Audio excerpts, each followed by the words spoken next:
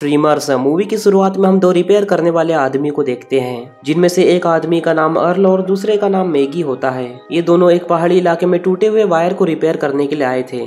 फिर दोनों लोग यहाँ से वायर को जोड़कर वहाँ से जाने लगते हैं। फिर दोनों लोग काम पूरा होने पर यहाँ से जाने लगते हैं। तभी रास्ते में इन्हें एक खूबसूरत लड़की मिलती है जिसका नाम रोंडा होता है। रोंडा इन दोनों आदमियों को पहचान लेती है क्योंकि उसने इन दोनों के बारे में पहले ही सुन के रखा था। फिर रोंडा इनसे पूछने लगती है कि क्या यहाँ पर कोई ड्रिलिंग या ब्लास्टिंग का काम चल रहा है, जिस पर मैगी कहता है कि यहाँ पर ऐसा कुछ भी नहीं हो रहा। लेकिन रोंडा को यहाँ पर किसी अजीब तरह की वाइब्रेशन सुनाई दे रही थी जो कि उसने इसके पहले कभी नहीं सुना था। इसके बाद मैगी और अर्ला एक स्टोर पर जाते हैं जहाँ पर वो देखते हैं कि एक फ्रिज वाइब्रेट हो रही है। ये देखकर वो स्टोर का ओनर इन दोनों को फ्रिज रिपेयर करने का काम देता है, लेकिन ये दोनों उस फ्रिज को रिपेयर नहीं करते और वहां से चले जाते हैं। दूसरी तरफ रोंडा एक डिवाइस को जमीन में डालकर वाइब्रेशन को चेक कर रही होती है, लेकिन तभी वहां जमीन पर कुछ हलचल होने लगती है और रोंडा ये सब देखकर वहां से चली जाती है। इधर मैगी और अर्ला गाड़ी में अपना सामान रख लेते हैं और वहां से निकल जाते हैं। कुछ दूर आगे जाने पर इन्हें रास्ते में एक बूढ़ा आदमी दिखाई देता है जो कि एक टावर पर बैठा होता है।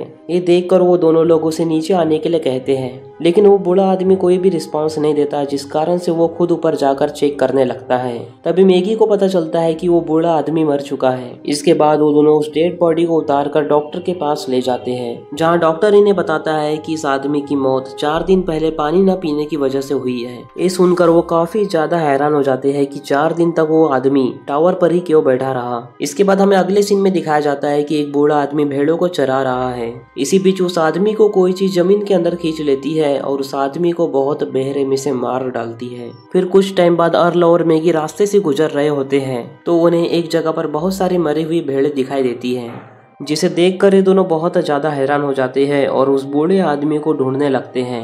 तभी उन्हें वहां जमीन पर एक केप दिखाई देती है। जब वो लोग उस केप को हटाते हैं तो उन्हें उसी बूढ़े आदमी का सिर दिखाई देता है जो कि जमीन में गड़ा हुआ था, जिन्हें देखकर ये दोनों काफी ज्यादा हैरान हो जाते हैं और अपनी गाड़ी लेकर यहाँ से भाग जाते हैं। कुछ दूर आगे जाने पर इन्हें कुछ वर्कर्स दिखाई देते हैं जो कि अपना काम कर रहे होते हैं। फिर मैगी उन वर्कर्स को अलर्ट करता है और उन्हें बताता है कि यहाँ पर एक साइको किलर घूम रहा है, लेकिन ये वर्कर इन दोनों की बातों को सीरियस नहीं लेते।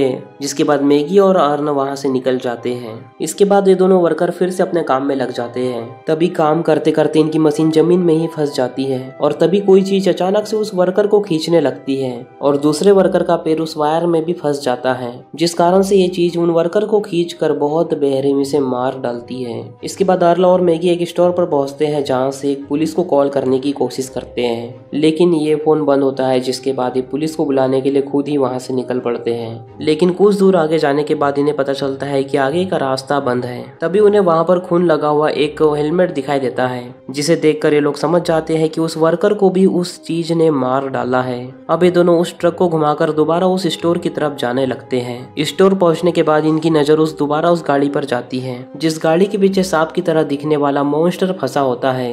इसके बाद सीन शिफ्ट होता है और हमें डॉक्टर जीन और उसकी वाइफ मेगन को दिखाया जाता है जो कि अकेले में साथ बैठकर बातें कर रहे होते हैं। लेकिन तभी अचानक से इनका जनरेटर बंद हो जाता है, जिसके बाद जिम उसे चेक करने के लिए जाता है। जब डॉक्टर जिम उसे चेक करने के लिए जाता है तो उसे पता चलता है कि उसका जनरेटर जमीन में धंस गया है। इसके बाद वहां अचानक से एक ब्लास्ट होता है, जिससे डर कर ये दोनों कार की तरफ जाते हैं। लेकिन इससे पहले कि वो वहां से भाग पाते, कोई चीज अचानक से जिम को जमीन में खींचने लगती है। मेगन जिम को बचाने की काफी कोशिश करती है, लेकिन फाइनली वो जिम को अंदर खींच ही लेता है। तभी अचानक से जमीन में से एक मॉन्स्टर निकलता है, जिसे देखकर मेगन कार के अंदर छिप जाती है, लेकिन वो मॉन्स्टर कार सहित मेगन को जमीन में खींच लेता है। दूसरी तरफ स्टोर में मैगी और अर्ला काफी ज्यादा परेशान हो रहे होते हैं क्योंकि उन दोनों की गाड़ी खराब हो चुकी थी और वो हेल्प के लिए टाउन में भी नहीं जा सकते थे। इसके बाद इन दोनों को एक आइडिया आता है और ये दोनों लोग घोड़े पर बैठकर सिटी के लिए निकल पड़ते हैं। अब ये दोनों जिम के हाउस पर आते हैं, लेकिन यहाँ पर उन्हें मेगन और जिम कोई भी दिखाई नहीं देता।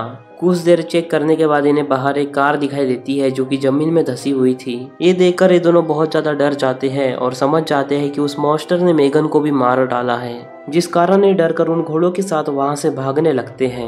लेकिन कुछ दूर आगे जाने के बाद वो मॉन्स्टर इन घोड़ों के साथ उन्हें जमीन के अंदर खींचने लगता है। लेकिन जब मैगी उस मॉन्स्टर पर फायर करता है तो वो मॉन्स्टर वहां से चला जाता है। लेकिन तभी अचानक से उस जमीन से एक बहुत बड़ा मॉन्स्टर निकलता है, जिसे देखकर ये दोनों बहुत ज्यादा डर जाते हैं और वहां से भागने की कोशिश करते हैं। लेकिन कुछ दूर आगे दौड़ने के बाद इन्हें एक नहर दिखाई देती है, जिस नहर को पार करने के लिए दोनों जंप करते हैं और दूसरी तरफ चले जाते हैं। और तभी वो मॉन्स्टर फुल स्पीड से आकर उस नहर की दीवार से टकराता है, जिस कारण से वो मॉन्स्टर बहुत बुरी तरह मारा जाता है। और उस मॉन्स्टर को मरता हुआ देखकर ये दोनों बहुत ज्यादा खुश हो जाते हैं। लेकिन तभी वहाँ पर रोंडा भी आ जाती है, जो इतने बड़े ब्लास्टो को देखकर काफी ज्यादा हैरान हो जाती है।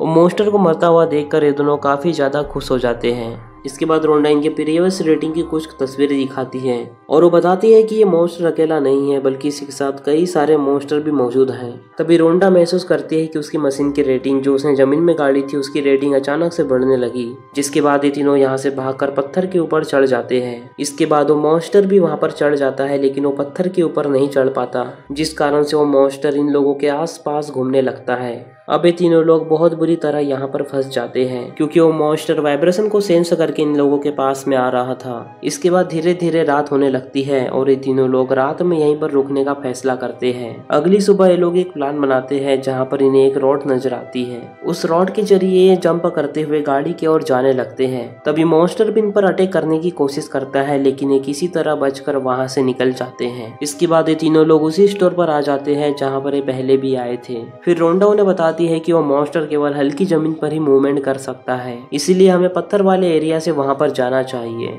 दूसरी तरफ मेलविन वहां पर खेल रहा होता है, तभी वो मॉन्स्टर आकर उस पर अटैक कर देता है। उसकी आवाज सुनकर जब ये लोग वहां पर आते हैं तो वो देखते हैं कि मेलविन ऊपर चढ़ा होता है। लेकिन तभी वो मॉन्स्टर पूरी तरह से बाहर आ जाता है और ये सभी लोग स्टोर के अंदर चले जाते हैं। दूसरी तरफ इन सब बातों से अनजान एक लड़की बाहर खेल रही होती है। उसकी हलचल सुनकर वो मॉन्स्टर उसकी तरफ जाता है, लेकिन तभी मैगी अचानक से आकर उस लड़की को वहां से बचा लेता है। लेकिन तभी वो मॉन्स्टर मैगी के ऊपर अटैक करता है, लेकिन मैगी उस ट्रक के ऊपर चढ़ जाता है। तभी अर्ल और रोंडा देखते हैं कि वहां पर एक और मॉन्स्टर आ चुका है, जिस कारण ये दोनों अपनी जान बचाने के लिए वहां से भागने लगते हैं। लेकिन तभी अचानक से रोंडा का पैर कटीले तार में फंस जाता है और वो वहीं पर गिर जाती है। अब वो मॉन्स्टर रोंडा को अपनी तरफ खींचने लगता है। ये देखकर मैगी जल्दी से रोंडा के पास आता है और उसे पेंट निकालने के लिए कहता है, जिससे वो कटीला तार उसके पैर से निकल जाता है और वो दोनों वहां से भागने लगते हैं। फिर मैगी रोंडा से बातें करता है और उसके जख्मी पैर की बैंडेज कर देता है। यहाँ हम मैगी को देखकर समझ पाते हैं कि अब वो रोंडा को लाइक करने लगा है। खैर अब ये सभी लोग माउंटेन पर जाने का प्लान बनाते हैं। तभी अचानक से वहाँ पर पुराने रखे फ्रिज वाइब्रेट करने लगते हैं। उस फ्रिज को वाइब्रेट करता हुआ देखकर ये लोग उस फ्रिज के ऊपर चढ़ जाते हैं। लेकिन तभी अचानक से वो मॉन्स्टर फ्लोर को तोड़कर बाहर आ जाता है। जो मॉन्स्टर उस स्टोर के ओनर को पकड़ लेता है और नीचे खींच लेता है। इसके बाद सभी लोग अपनी अपनी जान बचाने के लिए छत के ऊपर चढ़ने लगते हैं और रोंडा भी अपनी जान बचाने के लिए वाटर टैंक के ऊपर चढ़ जाती है। कुछ देर बाद हमें बर्ड और हेदर को दिखाया जाता है, जो साइको किलर का पता लगाने के लिए बाहर गए थे।